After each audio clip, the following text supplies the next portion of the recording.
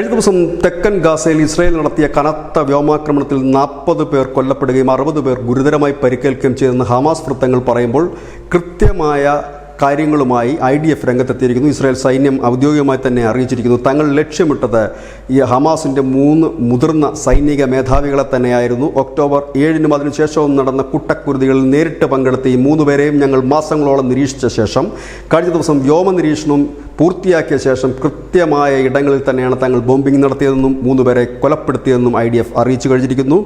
ഹമാസിൻ്റെ വ്യോമസേനയുടെ തലവൻ സമീർ ഇസ്മയിൽ ഖാദർ, ഹമാസിൻ്റെ രഹസ്യാന്വേഷണ തലവൻ ഒസാമ തബാഷ്, ഹമാസിൻ്റെ മറ്റൊരു മുതിർന്ന നേതാവായ ഐമാൻ മബൂബ് തുടങ്ങിയവരെ ലക്ഷ്യം വെച്ചായിരുന്നു ആക്രമണം. ആ ലക്ഷ്യം തങ്ങൾ കണ്ടു എന്ന് തന്നെ പറയുന്നു. ഇപ്പോൾ ഈ ഹമാസ് പറയുന്ന 40 പേർ കൊല്ലപ്പെട്ടിട്ടില്ല എന്നും IDF പറയുന്നുണ്ട്. ഏതായാലും ഇപ്പോൾ ഇസ്രായേൽ അവർ ലക്ഷ്യമിട്ട ഈ ഒക്ടോബർ 7-ന് നടന്ന കൂട്ടക്കുരുതിയിൽ ആരൊക്കെ ആയിരുന്നു അതിന് നേതൃത്വം കൊടുത്ത അവരെ ലക്ഷ്യമിട്ട് ഇസ്രായേൽ നടത്തുന്ന നീക്കങ്ങളാണ്. അതിൽ ഏറ്റവും പ്രധാനപ്പെട്ട ഒരു ആക്രമണം എന്ന് തന്നെ നമുക്കിതിനെ വിശേഷിപ്പിക്കേണ്ടി വരും. ഹനിയയുടെ മരണത്തിന് ശേഷം ഹമാസിന് നഷ്ടപ്പെടുന്ന ഒന്നല്ല 3 പേരെയാണ് നഷ്ടപ്പെടുന്നത്. 3 പ്രധാനപ്പെട്ട അവരുടെ നേതാക്കൾ, അവരുടെ വ്യോമസേന തലവൻ, മറ്റൊന്ന് രഹസ്യാന്വേഷണത്തിൻ്റെ തലവൻ, മറ്റൊന്ന് ഒരു മുതിർന്ന നേതാവ്. അങ്ങനെ 3 പേരെ കൊലപ്പെടുത്തിക്കൊണ്ടാണ് IDF-ലെ ഇസ്രായേൽ സേന ഇപ്പോൾ തിരിച്ചടിച്ചിരിക്കുന്നത്.